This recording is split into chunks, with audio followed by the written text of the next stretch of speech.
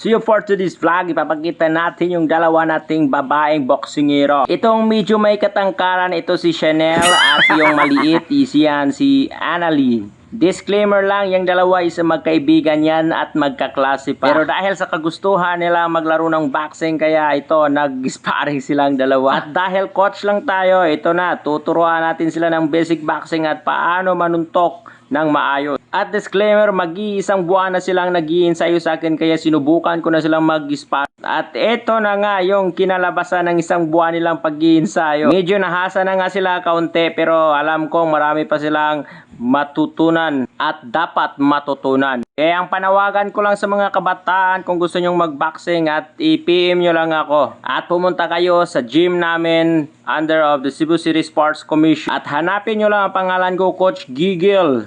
At syempre, tuturuan ko kayo ng libre. At syempre, tuturuan ko kayo ng mga basic boxing.